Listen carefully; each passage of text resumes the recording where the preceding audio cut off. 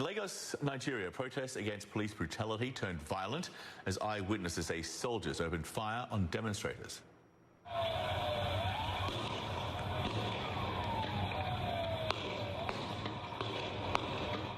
Witnesses tell CNN multiple people were shot and gunfire lasted for at least 15 to up to 30 minutes. CNN's Eleni Jokos is live this hour in Johannesburg. So what is the very latest that we have now on the unrest there? Because there was this curfew which was put in place for Tuesday. It was an attempt to sort of be a circuit breaker, if you like, to bring the unrest at least to a temporary end. Yeah, exactly, John. I mean, look, when that curfew was announced yesterday around 4 p.m. is when it was meant to take effect. People had already gathered at the Lekki tollgate. This is basically ground zero where the peaceful demonstrators had started around 2 weeks ago, and then it spread throughout the country. And then you started to see localized violence playing out in certain parts of the country. The government has talked about private sector as well as government buildings being vandalized, and that's why they then decided on the curfew. But then what ensued yesterday at Lekki tollgate is really harrowing experiences that we've spoken to so many eyewitnesses that are talking about CCTV cameras physically being removed from the tollgate and then lights being turned off. Once it was dark, that is when the National Security Forces opened fire to what witnesses say was a peaceful protest.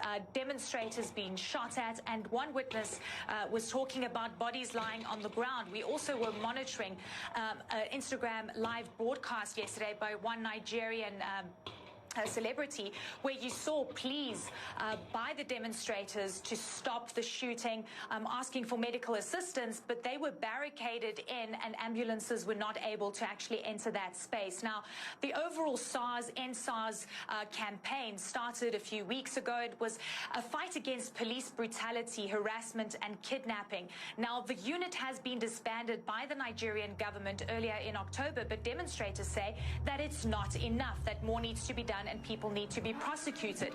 When we started to see the actual protests start to spread throughout Nigeria, many say it has been a symptom of an overarching problem of disgruntled and upset and angry youth that aren't able to get jobs, and of course a big problem of unemployment as well as inequality that is playing out. I've had so many phone calls from friends and executives, business people that I usually work with in Nigeria. They are angry, they feel disappointed, and many feel scared as well as traumatized.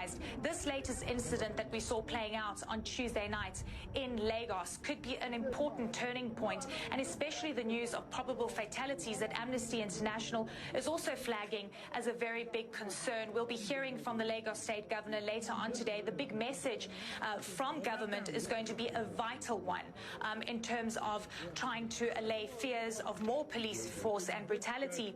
But again, John, this is the very thing that protesters were fighting against, and just the scenes, the images, the sounds of ammunition that came through for 15 to 30 minutes, just showing the Nigerian government is wanting to deal with protesters in a very aggressive way.